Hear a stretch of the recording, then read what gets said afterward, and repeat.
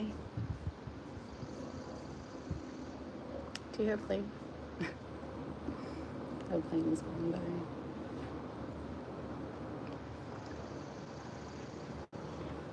How are you? Are you doing good? I hope so. Pardon me.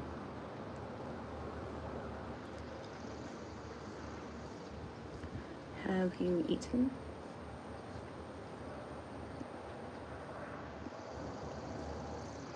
You know, it's not bright outside, but it is bright outside. Does that make sense? So yeah, my hair is crunchy today. I haven't been doing this, just letting it be, but let me get the crunch out. There we go.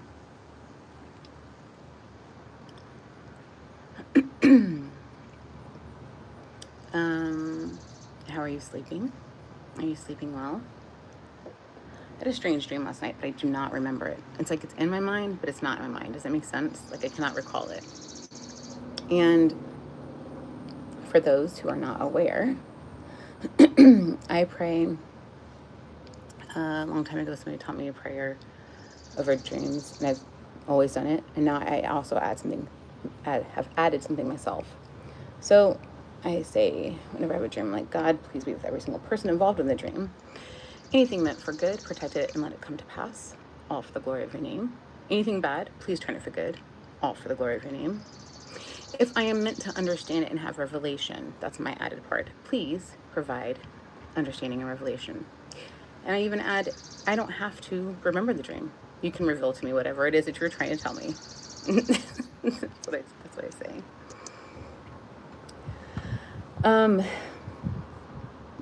There have been a lot of thoughts, a lot of things circling around, and I've just been praying, not anything negative. I've just been praying because I'm like, okay, God, what is it that I should talk about? Is it all of this? Like, is this what you're telling me to do?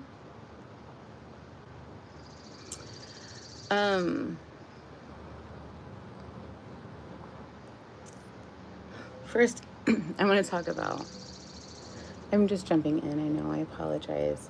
I would love to talk more to you, like to ask you questions, but I don't actually get a response, you know? I mean, right now, immediately. So I think that's why I just move on quickly. Let's hear what's another question. What are you up to today? A little bit of pleasure and business? What are you up to? Or a little bit of work and pleasure? Yeah. In the Bible app today, there was this thing that I read that I really liked, and I want to share a portion of it. I'm not going to share all of it. And I prayed for the person who did it, because sometimes people, their energy is so bright to me, and this person's energy, I don't know, they just really grab my attention. But, so the scripture, I'm going to read what they're saying. So this person, which I wanted to look them up, because the way they speak as if, let me look them up actually, before I say something. I'm also going to share a book. I'm probably going to read from this book, but something I wanted to say was that with books, and to most things, I don't look up. Like there's a devotional that we did. I had no knowledge of that person's history because I don't look up people. I look about what I'm going to read, and if that's what I want to read, and if that's what God is leading me to read.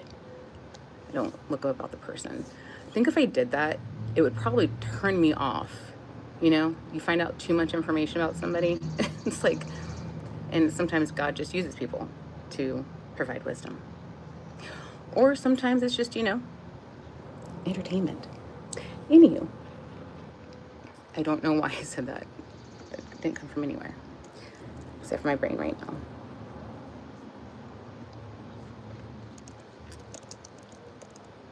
Oh, never mind. He's a lawyer? That's hilarious. Okay, so anyways, I love his energy. He must be well, I don't know. Anyway, because like as soon as I typed his name in, he popped up. I'm not looking him up, but that's what it said he is. Why did he come up? He has to be some kind of well-known.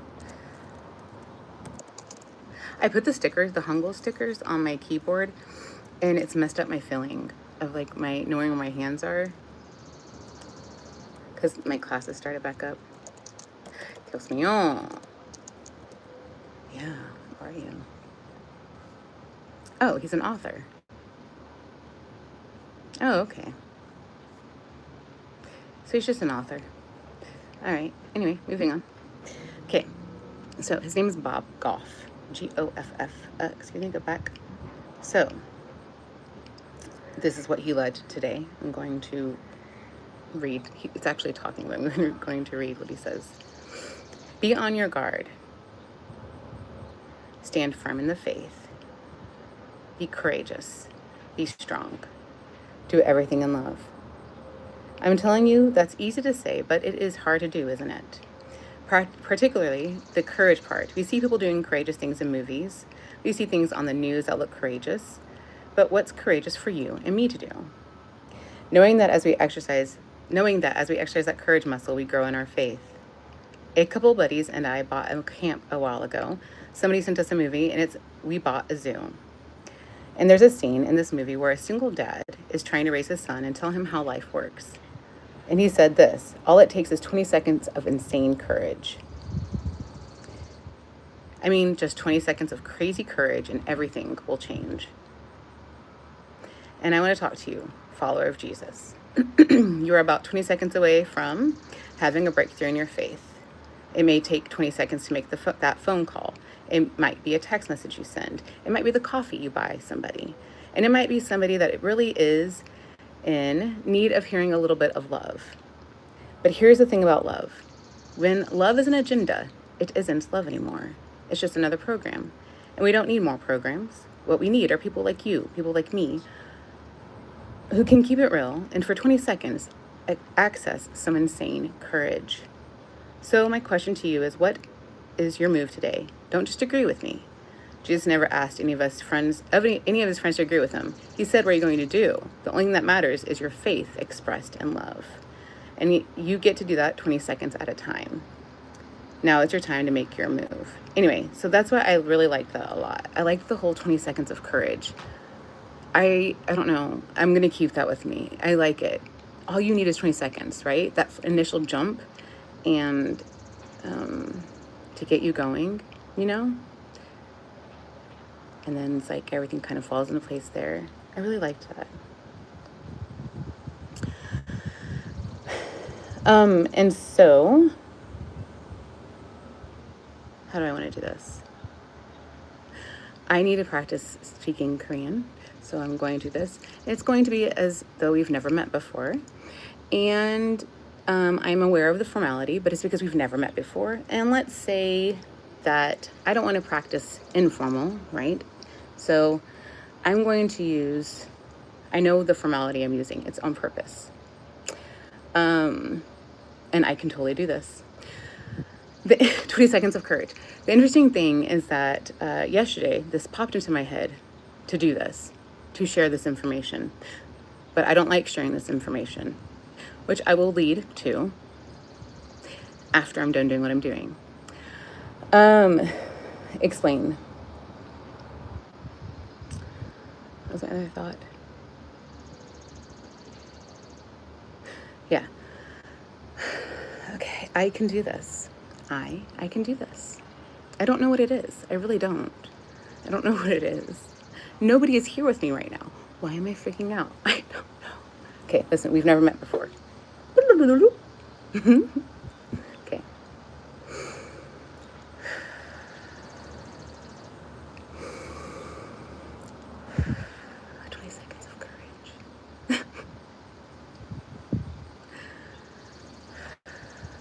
Can do this.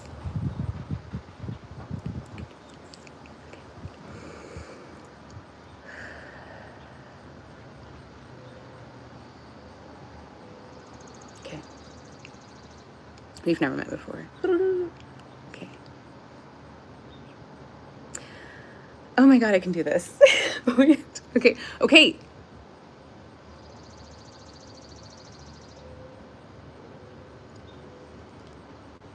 I'm just gonna say it quiet first, and then I'll say it louder. Okay.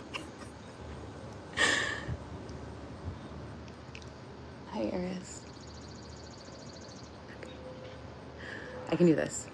I say it when I go to Taekwondo. Why am I having it? I don't know. I'm walking in to the dojo. I'm just walking into the dojo. Okay.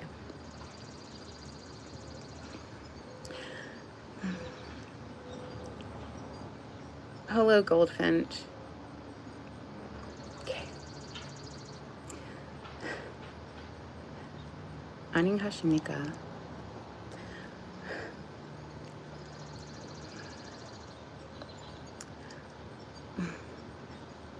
Okay.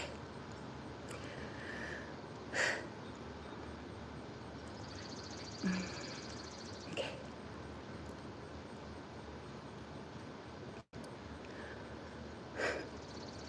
20 seconds.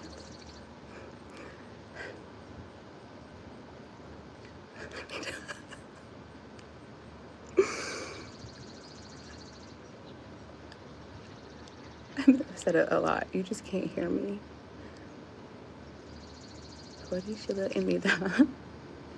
I'm sorry, I'm not laughing. I'm trying to be, okay, I can do this. I'm starting over. Serious. Because I'm meeting you. And I care. And it's your first time ever meeting me. Okay. 안녕하십니까. 호리실라입니다. 43살이에요. 반갑습니다. All right. Hi, I'm Priscilla. I'm 43 years old. Nice to meet you. Why don't I like talking about age?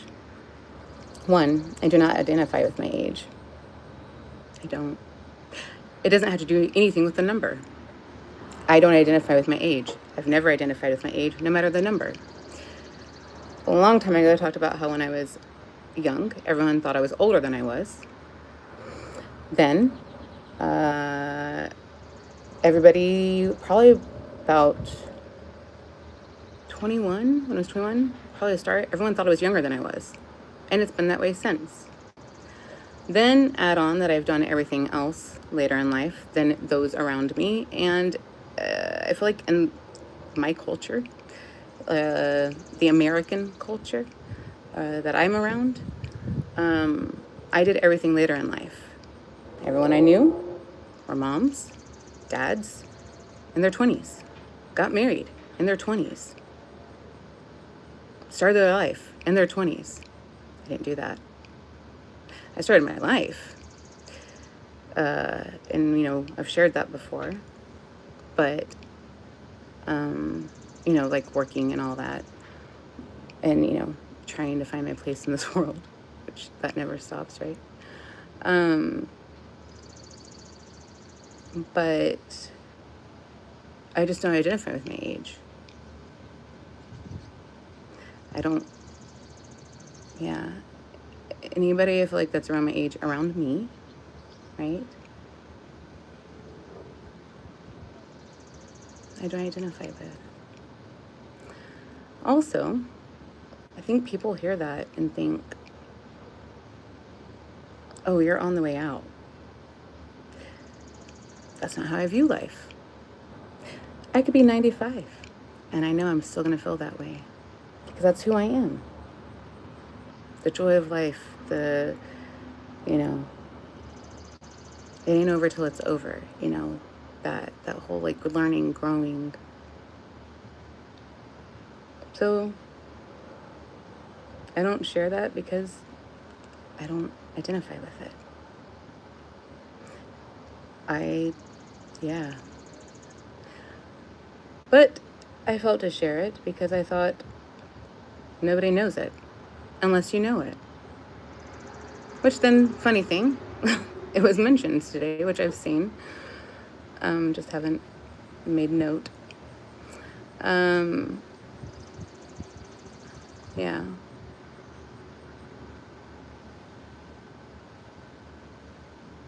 But I realized that for some, that is needed. So that way, I guess they know what stance to take, how to approach me. That never came into my mind. because of how I choose to live, which I should not assume. And no, I did not assume everybody lives the same way that I do. It just didn't pop in my brain. I don't care anybody's age. I try to be respectful to little kids. I'm not demeaning to little kids. I try not to be.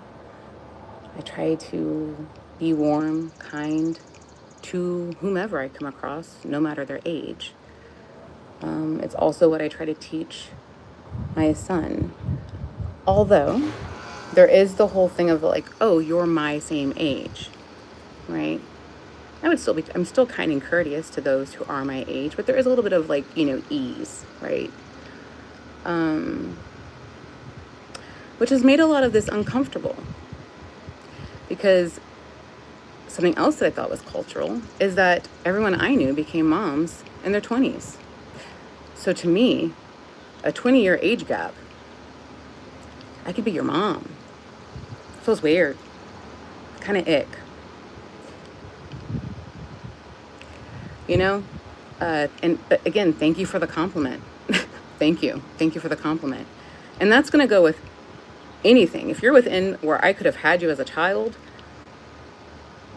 it's kind of weird for me. Nothing to do with anybody. It's my own thinking. But I shared that I realized there's a certain point where I think I wouldn't care. And that's because I saw it with a relative that has a hold. Wait. Hold. Is that hold? They got like a 23-year age gap. That person, though, is about to be 40 years old. And I realized you're both adults at that point. What you want to do with your life is what you want to do with your life. Again, that's always the way it is, right? I'm talking about my opinion. Like, it realized in my mind, I'm like, oh, I guess at that point, if you're 40 and you want to date somebody who's in their 60s, you both have lived life. You've lived it, right? You've lived life. Like that. I think that's when I would be okay with like me being with somebody that much of an age gap.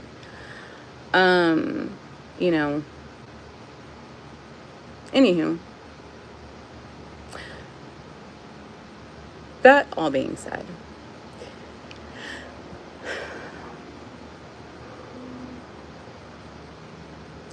is thank you for your kindness that you have expressed. Thank you for your respect that you have shared. Thank you. I don't actually know how to fully take it in and respond to it. Because to me, thank you. I was thinking about it. I'm like, how do you tell someone? I was thinking about, I don't know how to take that in, right? Like, I don't know how to take that in. And then I was thinking,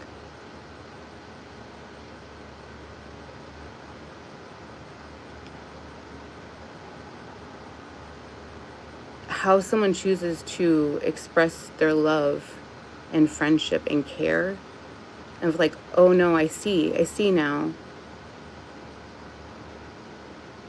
As the person who's receiving, you just have to receive it. But to me, it was much greater than I ever would have thought. This is talking about the still gift, the still item.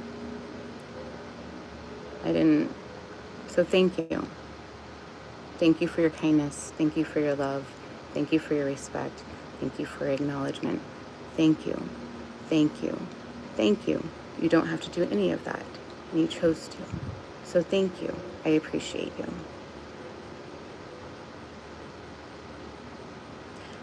I know I'm somebody who puts people at ease. I know I'm somebody who makes people feel at home. I know I'm somebody who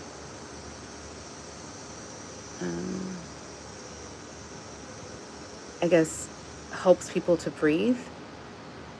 Like, oh, I can be in her presence and I can just breathe. I can just be me. That again is God. I don't take credit for any of that. That's God. But I say that because I think because of that, and that's I want people to be safe. I want people to feel, just be yourself. But I think that in that sometimes can invite behavior that's not okay, right? And that's what we're getting away from, right?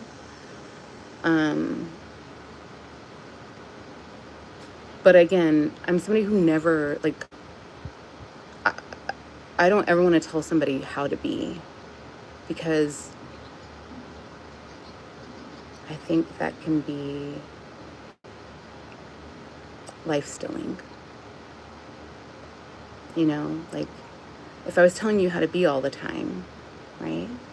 Would you feel like you could just breathe? Would you feel warmth? Would you feel at ease? I don't think so. I wouldn't. I wouldn't feel at ease. I wouldn't feel calm, you know?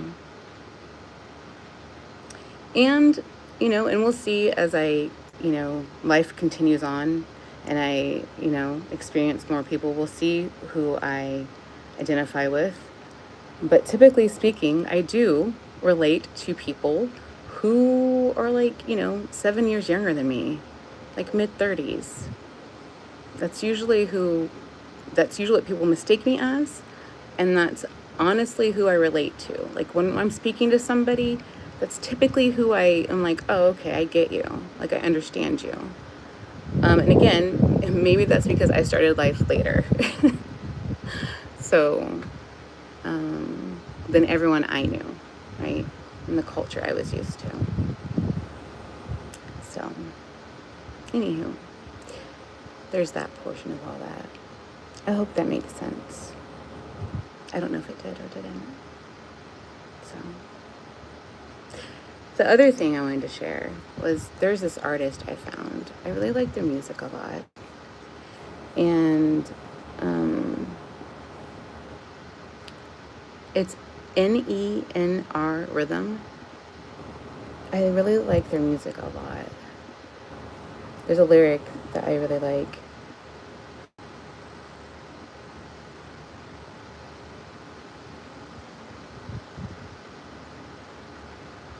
Sorry, a big bumblebee caught my eye.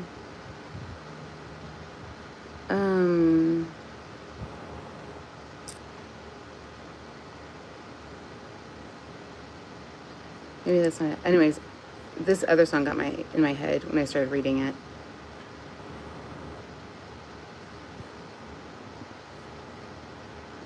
Also, I would say that any youthfulness you see in me is because of God. It's Christ. I can't take any credit for it at all. You've heard a good portion of my story. So, he's who gets me through it all. Gets the barnacles off, off the ship. Dang it, I want to find this lyric. It went out of my head. Well, God, I guess if you want me to remember it, you want me to share it, let me know.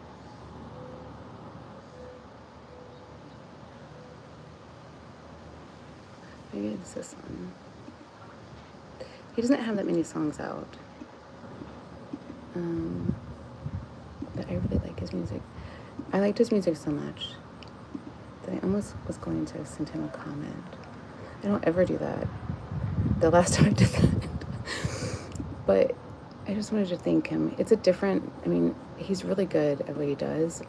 And I think so, at least. And it really was what I needed in a time that I needed. No lyrics available. That's rude. There's a lyric. Ugh.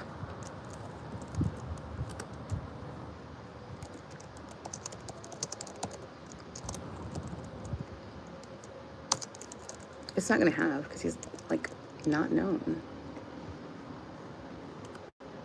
I want the lyrics. Give me the lyrics.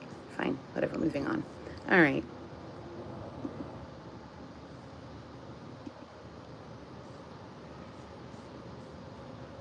When I don't know. Maybe it is over here.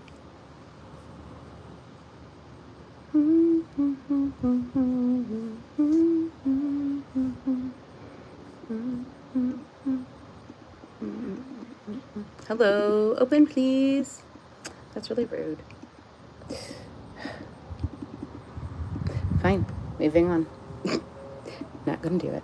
Let me look over here. How is this already 28 minutes? Man, and I wanted to read from this book. I don't know why either. I prayed more than once about it because, again, I was like, God, this is not something I would typically do here. All right. I used my other device. So this is from his song, When I Say Your Name. When I say your name, there's a calm that finds me when the night won't let me breathe, like like a whisper moving through the dark, saying you're still here with me. Every worry loosens quietly, like it knows it can't remain, and the fear I couldn't silence softens when I say your name. That's what it is. I like this part. When I say your name, hope wakes up again. All the weight I carried falls like dust from tired hands. Jesus, you undo the broken things in me in ways I still don't understand. I like that a lot. That was the lyric. Okay, anyway. So, back in 2019, okay, so I've shared about like what happened in 2016, right? But there was transitioning out of that, and there was more transitioning out of that. Anyway, so it's not a quick thing, right? That person died there, that old Priscilla, but there's still, the growing that occurs and adjusting that occurs and just a lot of stuff, a lot of life has happened. But when I was kind of in the height of like trying to figure out like what's going on, what's wrong, like I've got to put a name to it, what's wrong with me, or I've got to put a name, like I need help type thing. I had found this book, and it really at the time spoke to me. I didn't finish reading it. And it really spoke to me, and it lit what it needed to light in me. Like it helped me to feel seen.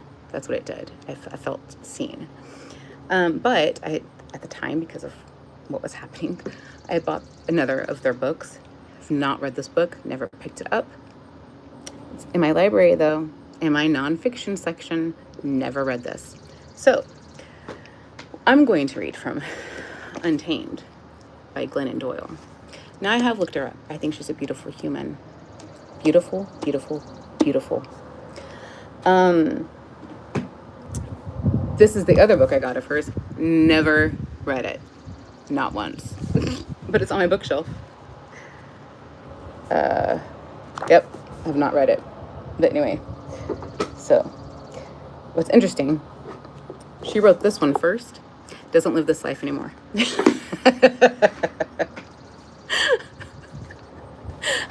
Lives this life. Anyway, so that's what I felt to do. I felt to read from that. So I'm going to read from Untamed by Glennon Doyle. This is what it looks like without the cover. Today, when I was dropping off my son, walking him to school, we've decided we're going to walk this year, not drive. Anywho, so we still do like, this morning I was like, what do you want to pray for and that kind of stuff. Anyways, I saw a golf cart with this color. Okay, it was maybe a little slightly more green, slight. It was like this, okay? And then it had rainbow lights around the edge. I was laughing. All right, so I'm going to read from this. Untamed. Woo! I can already feel it. Yeah, God bless her. I love her. She doesn't even know it. I would never tell her, but I do love her for writing this book. So it's Untamed by Glennon Doyle, and it says, for every woman resurrecting herself, for the girls who will never be buried. Mostly for Tish. So, prologue. Cheetah. 2 summers ago, my wife and I took our daughters to the zoo. As we walked the grounds, we saw a sign advertising the park's big event, the Cheetah Run. We headed toward the family scouting out their viewing spots and found an empty stretch along the route. Our youngest, Amma, hopped up on my wife's shoulders for a better view. A peppy blonde zookeeper in a khaki vest appeared. She held a megaphone in the leash of a yellow Labrador retriever. I was confused. I don't know much about animals, but if she tried to convince my kids that this dog was a cheetah, I was getting a cheetah run refund. She began, "Welcome, everybody. You are about to meet our resident cheetah, Tabitha. Do you think this is Tabitha?" "No," the kids yelled. "This sweet Labrador is Minnie, Tabitha's best friend." We introduced them when Tabitha was a baby cheetah, and we raised Minnie alongside Tabitha to help tame her. Whatever Minnie does, Tabitha wants to do. The zookeeper motioned toward a parked Jeep behind her. A pink stuffed bunny was tied to the tailgate with a fraying rope. She asked, "Who has a Labrador at home?" Little hands shot in the air. "Whose lab loves to play chase?" "Mine," the kids shouted. "Well, Minnie loves to chase this bunny. So first, Minnie will do the cheetah run while Tabitha watches to remember how it's done. Then we'll count down. I'll open Tabitha's cage and she'll take off. At the end of the route, just 100 meters that way, there'll be a delicious steak waiting for Tabitha." The zookeeper uncovered Tabitha's cage and walked Minnie, eager and panting, to the starting line. She signaled to the Jeep and it took off. She released Minnie's leash, and we all watched a yellow lab joyfully chase a dirty pink bunny. The kids applauded earnestly. The adults wiped sweat from their foreheads. Finally, it was time for Tabitha's big moment. We counted down in unison. 5, 4, 3, 2, 1. The zookeeper slid open the cage door, and the bunny took off once again. Tabitha bolted out, laser focused on the bunny, a spotted blur. She crossed the finish line within seconds. The zookeeper whistled and threw her a steak.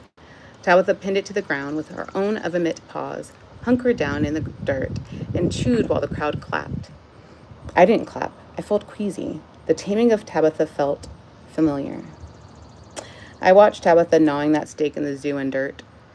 I watched Tabitha gnawing that steak in the zoo dirt and thought, day after day, this wild animal chases dirty pink bunnies down the well-worn, narrow path they cleared for her, never looking left or right, never catching that damn bunny, settling instead for a store-bought steak and the distracted approval of sweaty strangers, obeying the zookeeper's every command, just like Minnie, the lab she's been trained to believe she is, unaware that if she remembered her wildness, just for a moment, she could tear those zookeepers to shreds.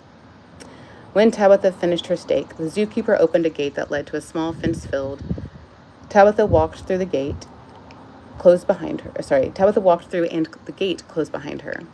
The zookeeper picked up her megaphone again and asked for questions. A young girl, maybe 9 years old, raised her hand and asked, "Isn't Tabitha sad? Doesn't she miss the wild?" "I'm sorry, I can't hear you," the zookeeper said. "Can you ask that again?" The mother's child said louder, "She wants to know if Tabitha misses the wild." The zookeeper smiled and said, "No, Tabitha was born here. She doesn't know any different. She's never even seen the wild. This is a good life for Tabitha.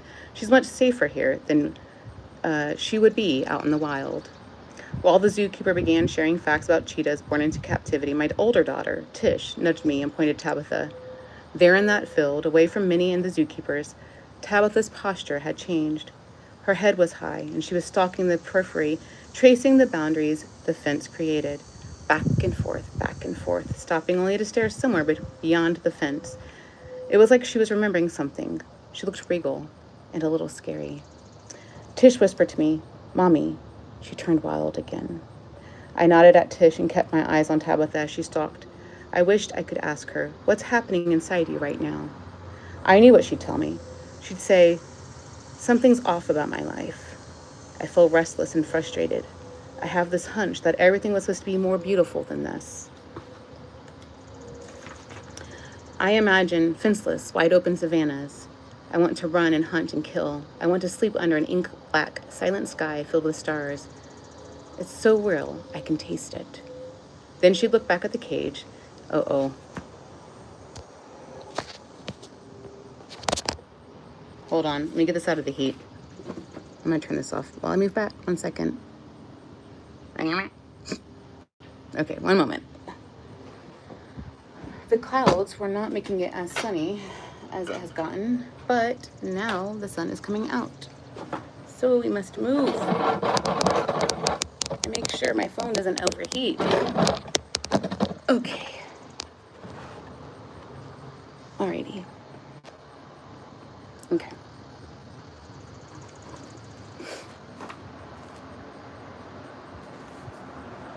Then, okay, so I went to sleep under an ink black, silent sky filled with stars. It's all so real, I can taste it. Then she'd look back at the cage, the only home she's ever known. She'd look at the smiling zookeepers, the bored spectators, and her panting, bouncing, begging best friend, the lab. She'd sigh and say, I should be grateful. I have a good enough life here. It's crazy to long for what doesn't even exist. I'd say, Tabitha, you are not crazy. You are a cheetah. Part 1, Caged. Y'all, if I forget, so I read this in 2019. In 2019. I'm saying this because right now, I know I'm gonna freaking cry. Why? Because God knew the Priscilla there in that house needed to read this. God knew that Priscilla there in that house would be right here. God knew in that house that Priscilla would be free right here. But the Priscilla who read this was still fighting and trying to grow and bucking and being like, something's not right. And that Priscilla was being told she wasn't right. And I don't know why I felt to read this, but I'm going to obey it because I prayed and prayed and prayed about it. And so I will read this because I feel like I'm supposed to. So, Sparks. 4 years ago, married to the father. Okay, hold on. I can do this. Okay, sorry. Just a different person read this the first time. Sparks. 4 years ago, married to the father of my 3 children, I fell in love with a woman. Much later, I watched that woman drive away from my home to meet with my parents and share her plan to propose to me. She thought I didn't know what was happening that Sunday morning, but I knew. When I heard her car return, I settled into the couch and opened a book and tried to slow my pulse. She walked through the door and directly toward me, bent down, kissed my forehead. She pushed my hair aside and took a deep breath of my neck, like she always does. Then she stood up and disappeared into the bedroom. I walked to the kitchen to pour some coffee for her, and when I turned around, she was right there in front of me, down on one knee, holding a ring. Her eyes were certain and pleading, wide and laser-focused, sky blue bottomless. I couldn't wait, she said. I just could not wait another minute. Later, in bed, I laid my head on her chest while we talked about her morning. She told my parents, I love your daughter and grandchildren like I've never loved before. I've spent my entire life searching and preparing myself for them. I promise you that I will love and protect them forever. My mother's lip quivered with fear and courage as she said, Abby, I have not seen my daughter this alive since she was 10 years old. Much else was said that morning, but that first response from my mother jumped out at me like a sentence in a novel begging to be underlined. I have not seen my daughter this alive since she was 10 years old.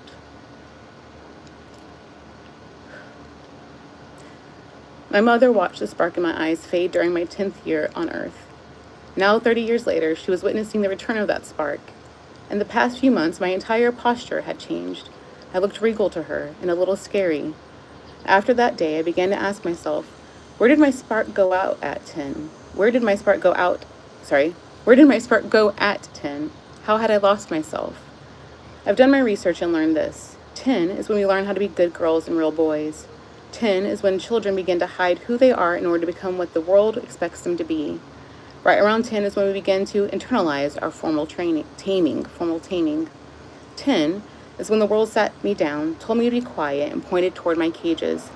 These are the feelings you're allowed to express. This is how a woman should act. This is the body you must strive for. These are the things you will believe. These are the people you can love. Those are the people you should fear. This is the kind of life you are supposed to want. Make yourself fit. You'll become uncomfortable at first, but don't worry. Eventually, you'll forget you're caged. Soon, this will just feel like life. I wanted to be a good girl, so I tried to control myself. I chose a personality, a body, a faith, and a sexuality so tiny I had to hold my breath to fit myself inside. Then I promptly became very sick. When I became a good girl, I also became, okay, so trigger warning. She's going to talk about eating disorders. So I'll wait before I continue reading if you do not want to hear that.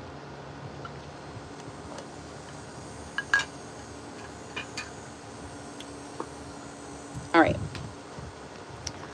When I became a good girl, I also became a bulimic.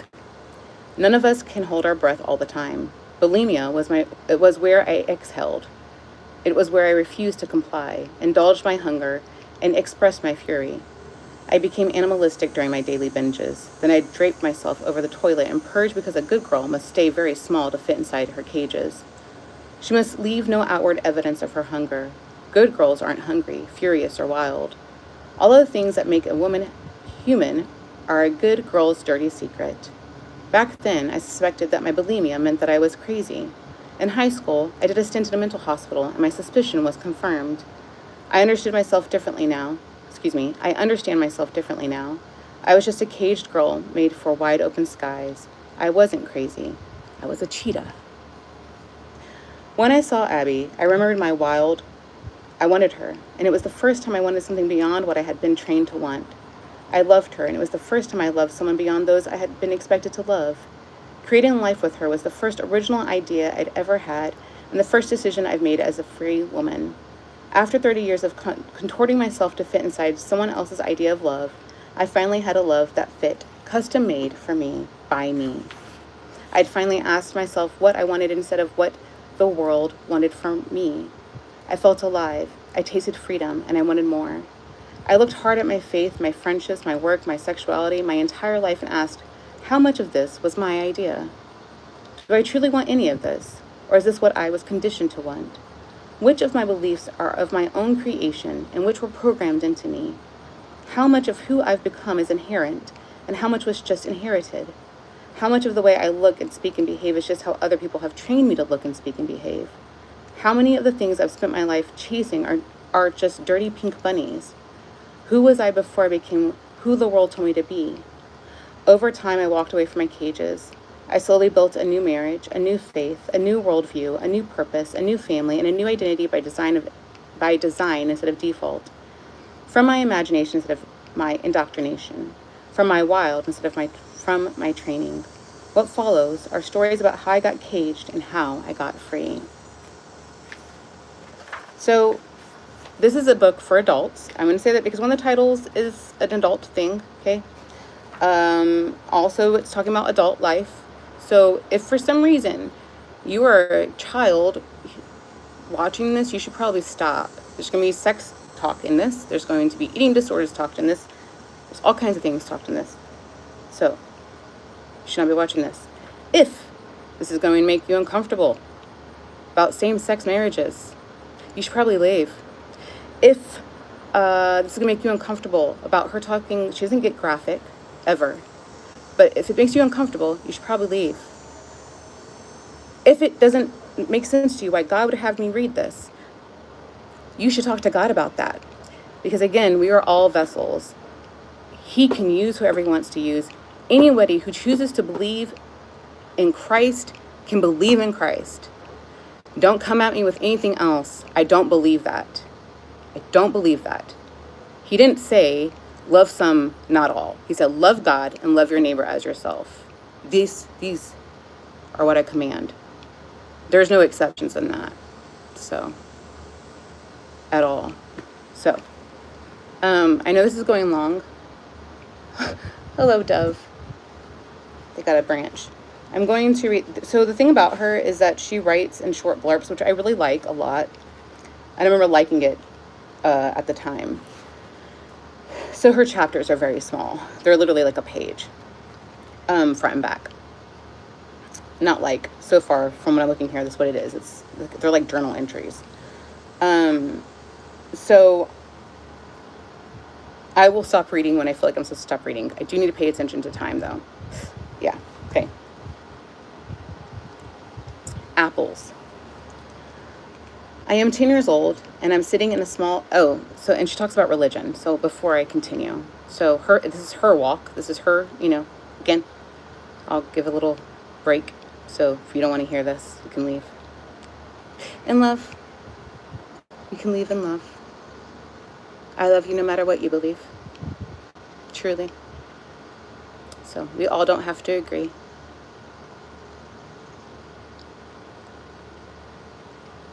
Alrighty. Apples. I am 10 years old and I'm sitting in a small room in the back of a Nativity Catholic church with 20 other kids. I'm at CCD, where my parents send me on Wednesday nights to learn about God. Our CCD teacher is my classmate's mom. I do not remember her name, but I do remember that she keeps telling us that she is an accountant during the day. Her family needed service hours, so she volunteered to work in the gift shop. Instead, the church assigned her to room 423, 5th grade CCD. So now, on Wednesdays between 6:30 and 7:30 p.m., she teaches children about God. She asks us to sit on the carpet in front of her chair because she is going to explain to us how God made people. I hurry to get a spot in front. I am very curious about how and why I was made. I notice that our teacher does not have a Bible or any other books in her lap. She's going to speak from memory. I am impressed. She begins. God made Adam and put him in a beautiful garden. Adam was God's favorite creation, so he told Adam that his only jobs were to be happy, roll over the garden, and name the animals. Adam's life was almost perfect, except that he got lonely and stressed. He wanted some company and help naming the animals, so he told God that he wanted a companion and a helper. One night, God helped Adam give birth to Eve. From inside Adam's body, a woman was born. That is why she is called woman, because women came from the womb of man. Womb, man. I am so amazed that I forgot to raise my hand. Wait, Adam gave birth to Eve? But don't people come from women's bodies? Shouldn't boys be called women? Shouldn't boys be called women? Shouldn't all people be called women? My teacher says, raise your hand, Glennon. I raise my hand. She motions for me to put it back down. The boy sitting to my left rolls his eyes at me. Our teacher goes on. Adam and Eve were happy and everything stayed perfect for a while. But then God said there was one tree they couldn't eat from, the tree of knowledge. Even though it was the only thing that Eve wasn't allowed to want, she wanted an apple from the tree. Even though it was the only thing that Eve wasn't allowed to want, she wanted an apple from that tree anyways. So one day, she got hungry, picked the apple off the tree, and took a bite. Then she tricked Adam into taking a bite too. As soon as Adam bit into the apple, Eve and Adam felt shame for the first time and tried to hide from God. But God sees everything, so God knew. God banished Adam and Eve from the garden. Then he cursed them and their future children. And for the first time, suffering existed on the earth. This is why we still suffer today, because Eve's original sin is inside of us all. That sin is wanting to know more than we are supposed to know. Wanting more instead of being grateful for what we have, and doing what we want to do instead of what we should do. Oh, that was some careful accounting. I had no further questions. I forgot about this. Hopefully this thing isn't going to overheat. Wow. Okay, anyway, this is her story. The next title, Blowjobs. My husband and I began working with a therapist after he admitted that he had been sleeping with other women. Now we save our problems throughout the week and take them to her on Tuesday evenings. When friends ask me if she's any good, I say, I guess so. I mean, we're still married. Today I've asked to see her alone. I'm tired and jittery because I spent all night silently rehearsing how to tell her what I'm about to tell her. I sit quietly in my chair, hands folded in my lap. She sits upright in the chair across from me. She wears a crisp white pantsuit, sensible heels, no makeup. A wooden bookshelf crowded with textbooks and framed degrees climbs the wall behind her like a beanstalk. Her pen is poised above a leather notebook in her lap, ready to pin me down in black and white. I remind myself, speak calmly and confidently, Glennon, like a grown-up. I have something important to tell you. I've fallen in love. I am wildly in love. Her name is Abby. My therapist's mouth falls open just enough for me to notice it. She says nothing for an eternal moment. Then she breathes very deeply and says, okay. She pauses, starts again. Glennon, you know that whatever this is, it's not real. These feelings are not real. Whatever future you're imagining here, that's not real either. This is nothing but a dangerous distraction. It won't end well. It has to stop.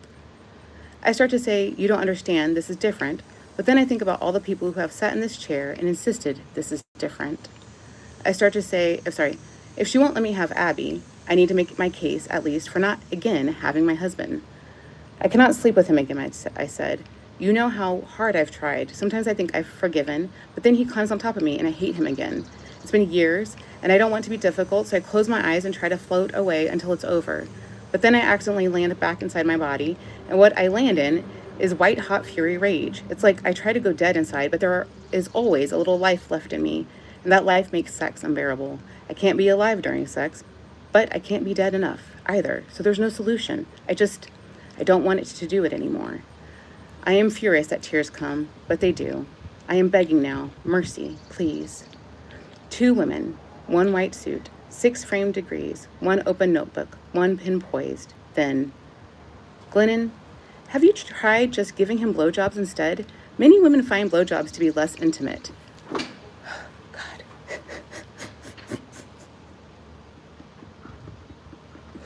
The nonsense.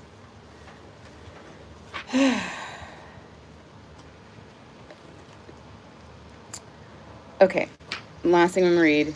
Well, what time is it? I heard the feeder girl for Cade. I'm going to read this. I'm going to read until this is almost over with, you guys. I'm going to read let me just get to it. I'm going to stop after the polar bear section.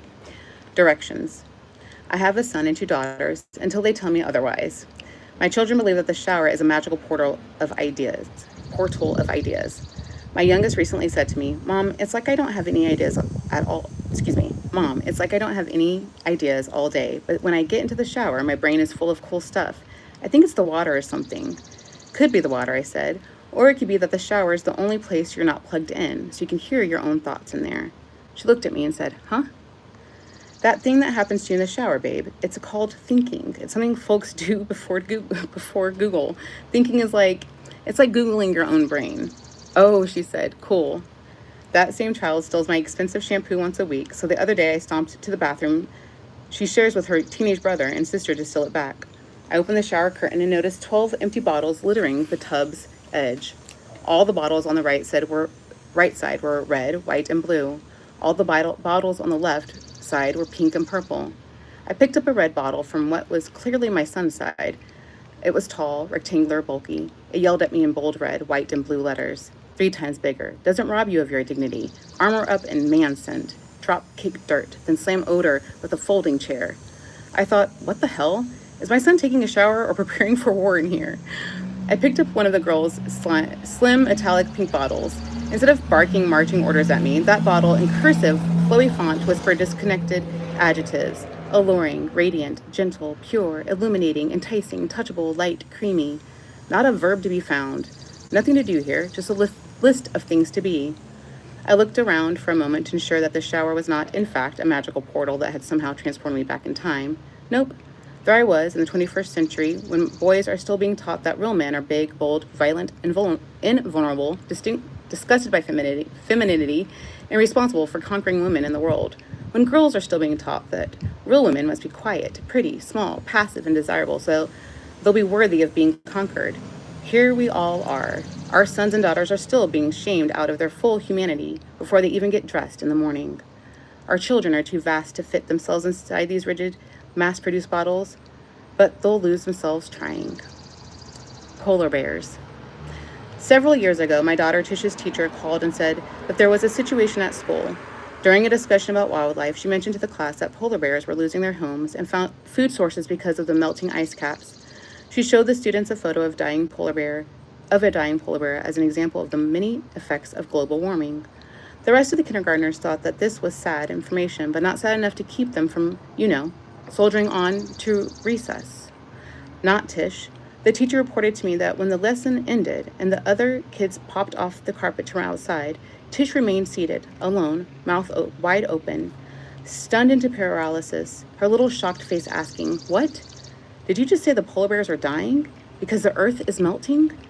The same earth that we live on? Did you just drop that little tidbit of terror on us at circle time?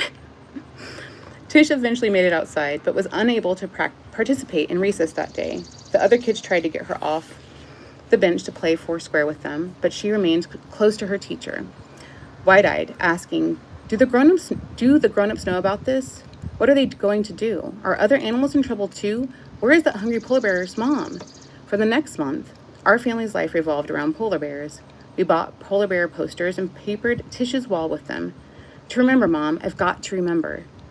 We sponsored 4 polar bears online. We talked about polar bears at dinner, at breakfast, during carpool, and at parties. We discussed polar bears so incessantly, in fact, that after a few weeks, I began to hate polar bears with every fiber of my being. I began to rue the day that polar bears were ever born. I tried everything I could think of to yank Tish out of her polar bear abyss. I coddled her. I snapped at her, and finally just lied to her. I asked a friend to send me an official email pretending to be the ambassador of the Antarctic. ambassador of the Arctic, announcing that once and for all, the ice caps were fixed and all the polar bears were suddenly A-OK. I opened that fraudulent email and called to Tish in her room. "Oh my gosh, baby, come here. Look what I just got. Good news." Tish read the email silently, then turned slowly toward me with a scathing look of scorn. She knew the email was fake because she is sensitive, not stupid. The polar bear saga continued, full force. One night, I tucked Tish into bed and was tiptoeing out of her room with the joy of a mother who is almost to the promised land. Everybody's asleep, and I've got my couch and carbs and Netflix, and no one is allowed to touch me or talk to me until the sun rises. Hallelujah. I was closing the door behind me when Tish whispered, "Wait, Mom. Damn it to hell." "What, honey?" "It's the polar bears." "Oh, hell no." I walked back to her bed and stared down at her a little manically. Tish looked up at me and said, "Mommy, I just can't stop thinking. It's the polar bears now, but nobody cares, so next it's going to be us." Then she rolled over, fell asleep, and left me all alone in the dark room, stunned into paralysis myself. I stood over her, eyes wide, arms wrapped around my body. Oh my God. The polar bears. We have to save the motherfucking polar bears. Next is going to be us. What is wrong with us? Then I looked down at my baby and thought, you are not crazy to be heartbroken over the polar bears. The rest of us are crazy not to be. Tish couldn't go to recess because she was paying attention to what her teacher said. As soon as she heard the polar bear news, she let herself feel the horror and know the wrongness of and imagine the inevitable outcome. Tish is sensitive, and that is her superpower. The opposite of sensitive is not brave. It's not brave to refuse to pay attention, to refuse to notice, to refuse to feel and know and imagine. The opposite of sensitive is insensitive, and that's no badge of honor. Tish senses. Even as the world tries to speed by her, she is slowly taking it in. Wait, stop. That thing you said about the polar bears? It made me feel something and wonder something. Can we stay there for a moment? I have feelings. I have questions. I'm not ready to run outside a recess yet. In most cultures, folks like Tish are identified early and set apart as shamans, medicine people, poets, and clergy. They are considered eccentric but critical to the survival of the group because they are able to hear things others don't hear, and see things others don't see, and feel things others don't feel. The culture depends on the sensitivity of a few because nothing can be healed if it's not sensed first. But our society is so hell-bent on expansion, power, and efficiency at all costs that the folks like Tish, like me, are inconvenient. We slow the world down. We're on the bow of the Titanic, pointing, crying out, "Iceberg, iceberg," while everyone else is below deck yelling back, "We just want to keep dancing." It's easier to call us broken and dismiss that than to consider we are responding appropriately to a broken world. My little girl is not broken. She is a prophet. I want to be wise enough to stop with her, ask her what she feels, and listen to what she knows. This, in 2019, when a dead Priscilla was reading it. Not dead. Literally, like I said, it was like I was seen. But we all have our own stories, right? We all have our own stories. I don't know why I feel to read this, and I'm probably going to continue reading it, just as an FYI. So, but this is long enough. I do have to actually get back to work. But thank you for your time and attention. I'm not reading this for me, I don't think. Maybe I'm reading it for all of us.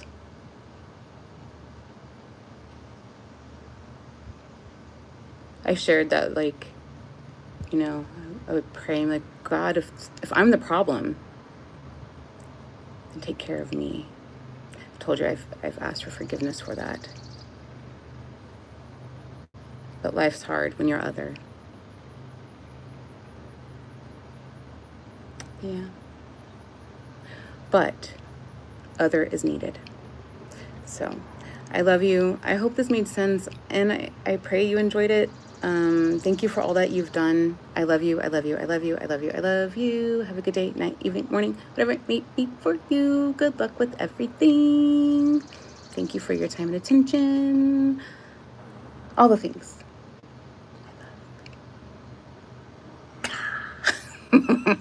Bye.